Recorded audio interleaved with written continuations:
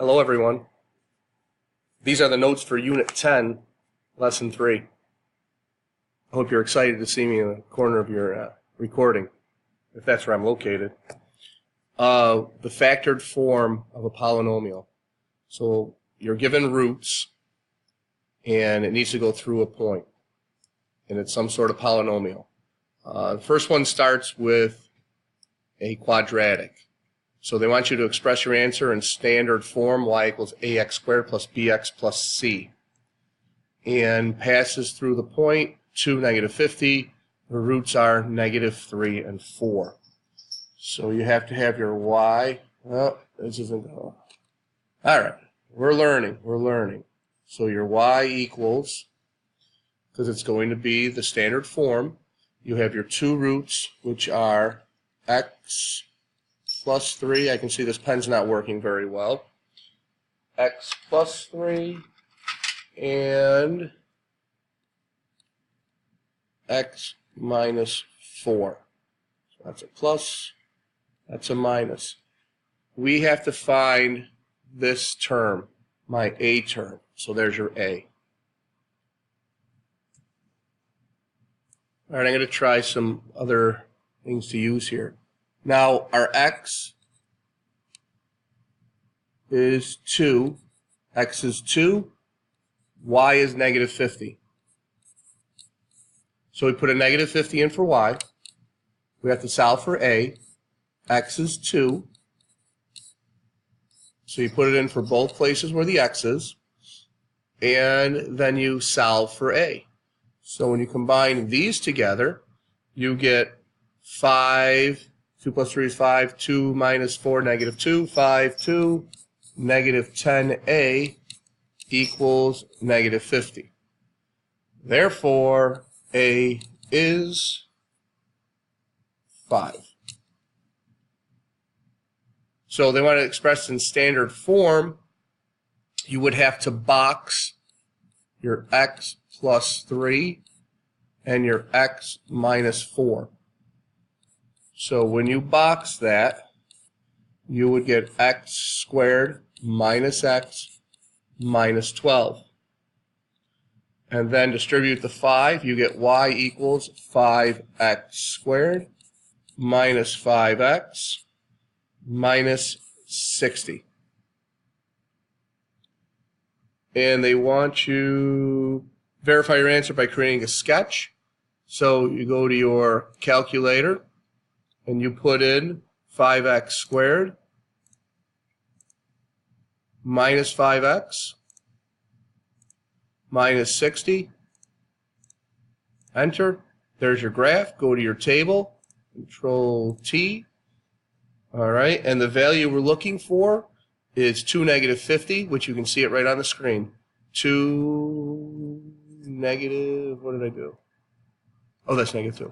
So there's 2 negative 50 right there. So to graph it, you can see that the y, your range of the function, goes from 100 to negative 100. And I know that the zeros are negative 3, which is right there, and 1, 2, 3, 4, which is right there. Find your y-intercept. So my y-intercept is 0, negative 60. And right here, see this right here with the negative 60s?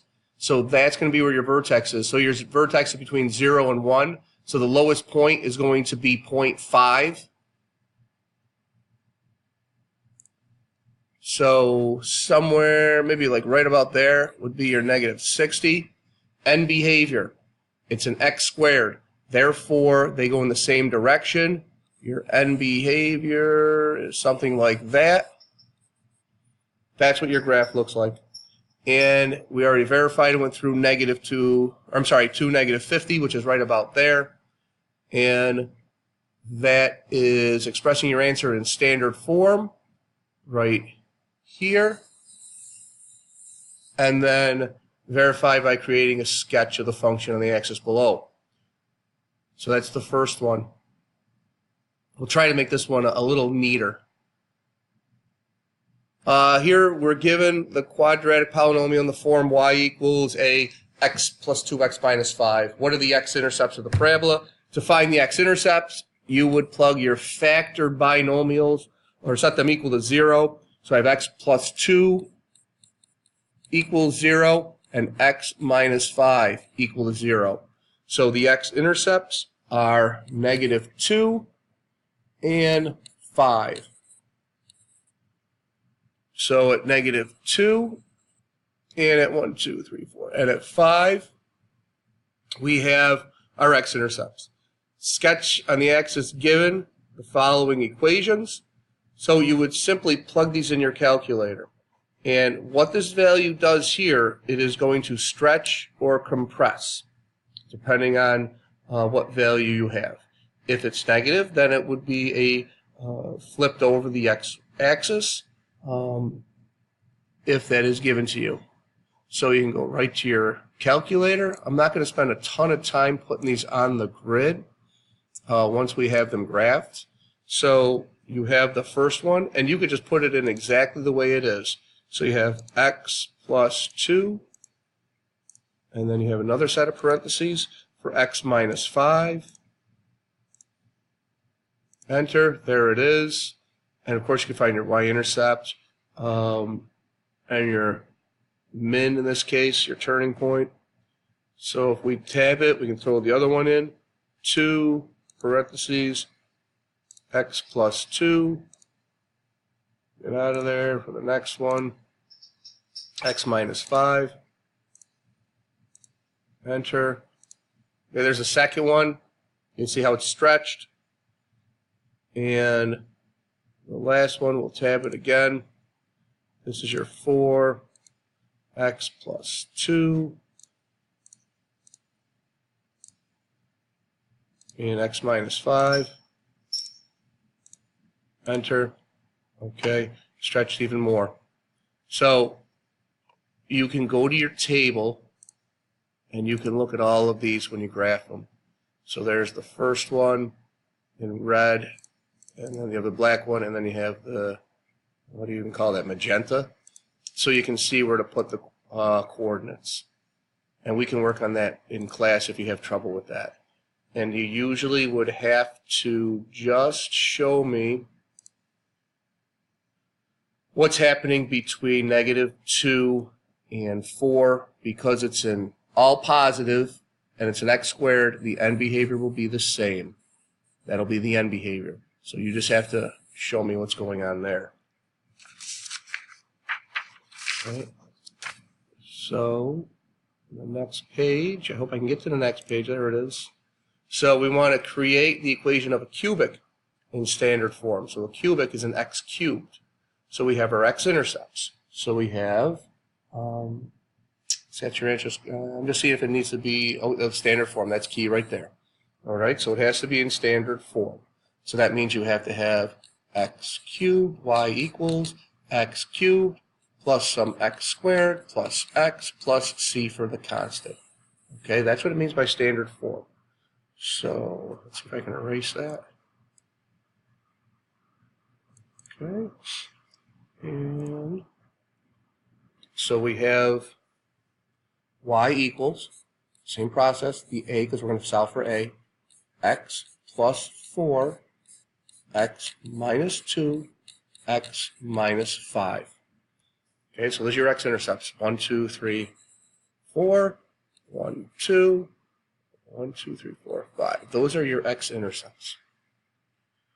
My y value is 20 equals a 6 plus 4, 6 minus 2, 6 minus 5. Okay, so we want to combine all these guys together. So you have 20 equals 10, 4, 1, 40a. Be very careful here. Don't tell me it's 2. You have to divide by 40. Don't skip any steps. Some people love to do that. You know what I'm talking about. So a is 1/2. Okay, so that's going to be the value that you are eventually going to send through. Okay, distribute. Once you combine all these 3 binomials, so we have And if you wanted to put this in your calculator, you can right here by plugging in the 1/2 for A. So we have this here. So we have 1/2. Get out of there. Do the parenthesis. And we're going to do the x plus 4. Move over. X minus 2. Move over. And x minus 5. Okay. Oh no, I didn't put the parenthesis. Boom. Okay. So always double check, make sure you have it right. Put it in, and there's your graph.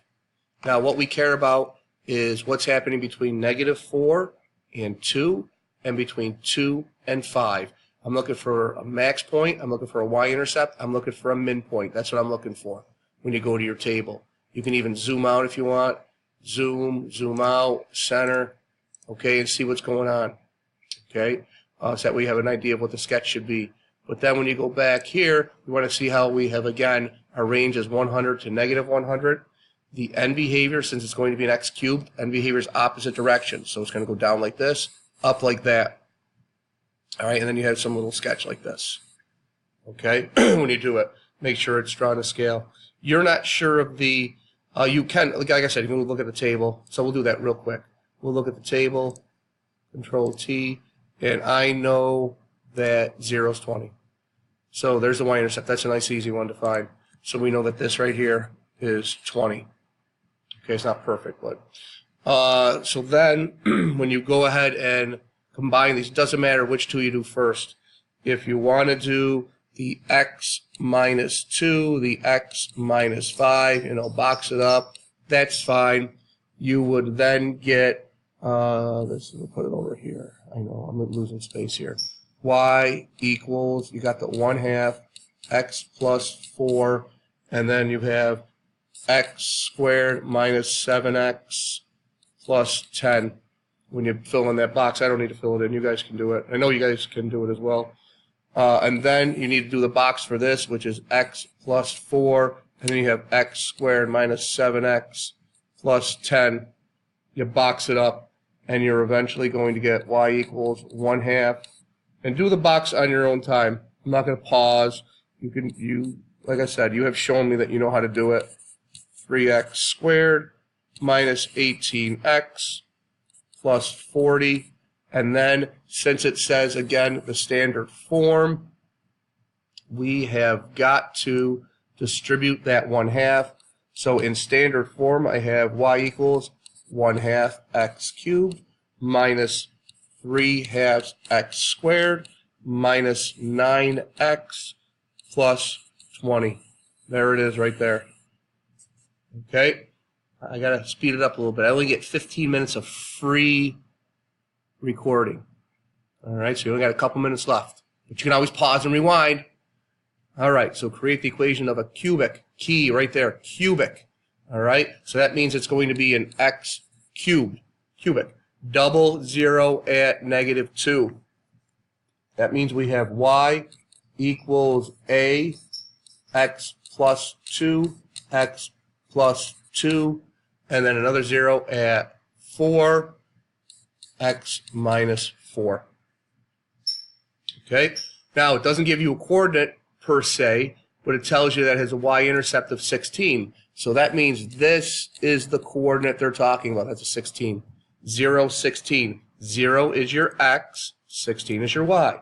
16 equals a, and 0, 2, 2, -4. They're all zeros, right? So that means we have 2, 4, 16. 16 equals -16a. That should be a positive. Okay, that was from this one coming down right there. Okay, divide, you have a equals -1. That's your a term. Double 0, -2 right here. And 1, 2, 3, 4 right here. Like I said, I'm speeding up a little bit because I only get 15 minutes and I'm at 14. Oh my goodness. Okay, so when you go through, you're plugging in. Remember, you have to do all these. Okay, so ultimately we should get y equals -x squared plus 12x plus 16. Ask me in class how it works out like that. Okay? Oh my gosh, I'm almost out of time. I will see you later.